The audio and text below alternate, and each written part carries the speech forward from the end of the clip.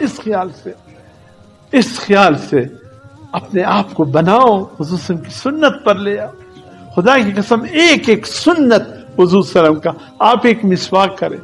وہ ہمارے فرانس کے ساتھی تھے، یہاں سے میرے خیال کارگزاری سنی تو انہوں نے کہا تبلیغی جماعت والے فرانس پیرس آئے اثر کا، انہوں نے کہا کہ راستے میں نلکا تھا، ہم وہاں وضو کرنے لگے، ہم نے کسی گردن کا مسح کیا تو کہتے ہیں اس اسپتال میں یہ کیا بولتے ہیں، پاگل بھی بولتے ہیں، ٹینشن لینے والے، ٹینشن جو لیتے ان کا اسپتال تھا بڑا، پاگل بھی تھے، ٹینشن والے مریض بھی تھے، سب تھے.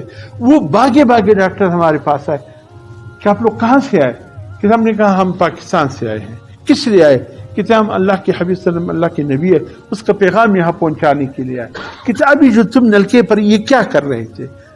انہوں نے کہا ہم وضو کر رہے تھے. کہتے وضو کیا ہے؟ ہم نے کہا ہم جب اللہ کی عبادت کرتے، نماز پڑھتے، اس سے پہلے صفائی طہارت حاصل کرتے وضو کے ساتھ. کہتے یہ کیا کیا تم لوگوں نے؟ کہتے ہم نے کہا یہ ہمارے حبیب، اللہ کے حبیب نے فرمایا کہ گردن کبھی مسح کرو. کہتے یہ مسح تم دن میں کتنی دفعہ کرتے ہو؟ کہتے ہم نے کہا ضرورت پڑی تو 5 دفعہ کرتے، ورنہ کبھی 4 دفعہ 3 دفعہ اگر وضو ہو، نہیں تو 5 دفعہ تو کر لیتے. کہتے سبحان اللہ، تم مسلمانوں میں پھر ٹینشن والے پاگل کم ہوں گے. کہتے ہم نے کہا یہ کیا کہہ رہے ہو؟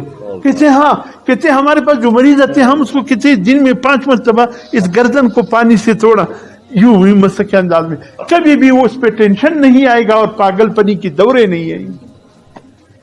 جو بات حضور صلی اللہ علیہ وسلم 1400 سال پہلے کہہ گئے تھے، اب دنیا کی ڈاکٹروں کو اب سمجھ میں آ رہی کیا نماز میں کیا ہے، وضو میں کیا ہے.